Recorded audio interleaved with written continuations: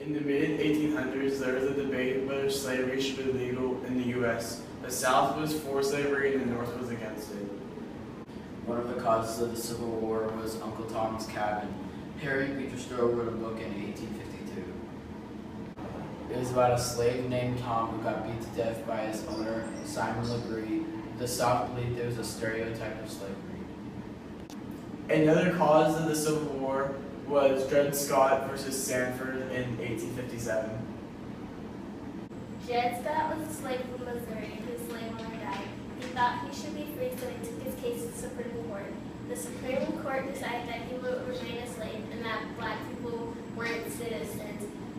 They also decided that the Missouri Compromise was unconstitutional and was ignored.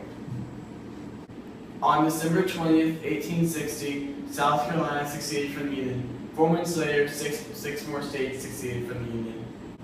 They were Florida, Georgia, Alabama, Mississippi, Texas, and Louisiana. Later, Tennessee, North Carolina, Arkansas, and Virginia joined them. They named themselves the Confederacy and elected Jefferson Davis as their president. Jefferson Davis was the first and only president of the Confederacy. He was born and raised in the South and yet strong believed in slavery. The North called himself the Union, and Abraham Lincoln was president. Abraham Lincoln was the 16th president of the United States. He was also the president of the Union during the Civil War. He said he would fight the South to preserve the Union and keep the United States as one. On April 12, 1861, the Union was at Fort Sumner and the Confederates took over. The Confederates asked them to leave, but they wouldn't. The Confederates shot their cannons. And the Civil War had begun. The Confederacy won the battle at Fort Sumter. However, there were 0 deaths. P.G.T. Bayard commanded the Confederacy and Robert Anderson commanded the Union. On April 17th, the last 4 states seceded from the Union, this making a 11-state confederacy. After this battle, many people joined on both sides. The population of the Confederacy was 9 million people and 3 million slaves. The population of the Union was 22 million people. Before this battle, on March 4th, 1861, Abraham Lincoln was sworn in as president. He said he would fight the South to preserve the Union. The next major battle was the Battle of Bull Run. Irvin McDowell was appointed by Abraham Lincoln. P.G.T. Bayard commanded the Confederacy again. On July 21st, 1861, the Confederacy won again. Much casualty was on each side. 3,000 were for the Union and 1,750 for the Confederacy. Stonewall Jackson was the hero of the battle for his bravery and leadership. His brigade resisted Union attacks. Irvin McDowell was removed from command and was replaced by George B. McClellan. Less than a week later, Lincoln appointed George B. McClellan as commander of the Potomac. Later, he was appointed as General of Chief. And on January 31st, 1862, Abraham Lincoln issued General War Order 1. He called for all Army and Navy troops. Robert E. Lee and his Confederate troops launched a surprise attack on the Union at Shiloh. On April 6th, it looked like the Confederates had won, but the next morning, Ulysses S. Grant launched a counterattack and the Confederacy retreated to Corinth.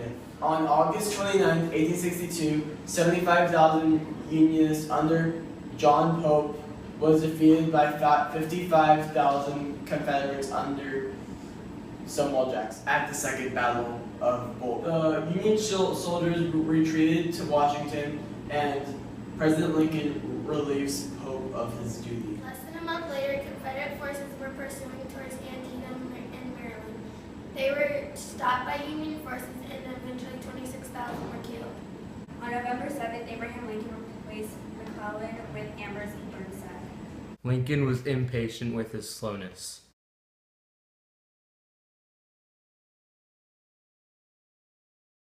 12,000 were killed for the Union and 5,000 were killed for the Confederacy. On January 1st, 1863, Abraham Lincoln issued the Emancipation Proclamation. He freed all the slaves and he shifted the focus of the war to end slavery. He emphasized the enlistment on black soldiers. The turning point of the war was when the Union beat the Confederates at Gettysburg. On a side note, 54th Regiment was killed at Fort Wayne. It was an army specifically for black soldiers. Talked with Frederick Douglass for equality for all soldiers. November 19th, 1863, Abraham Lincoln gave the Gettysburg Address, which was restated the war was for freedom for all. March 9th, 1864, USCS Grant was appointed to General of the Union Army. On January 31st, 1865, the 13th Amendment was passed, which abolished slavery. On April 9th, 1865, Lee surrendered his troops to the Union Army.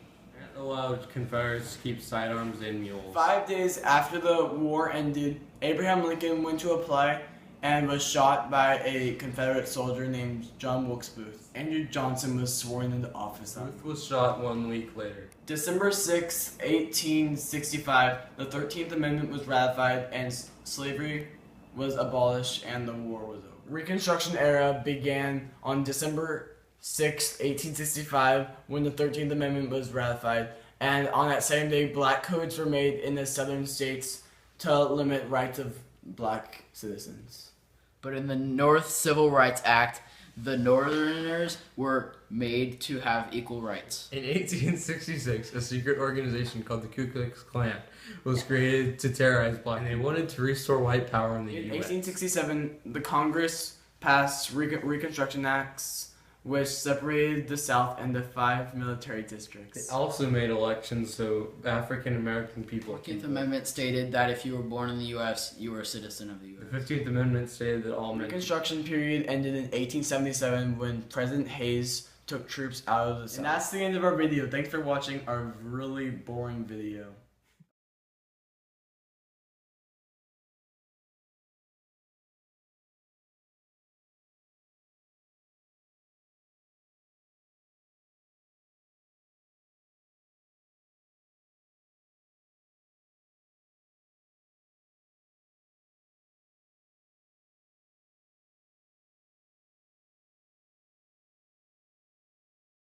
Civil War.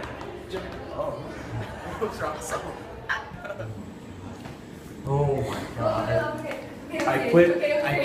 I quit. I cannot work like this. Right here. Yes, just But it's still videotaping. Themselves the Confederacy, and I'd like to jump in. Why are you laughing at me? That's true.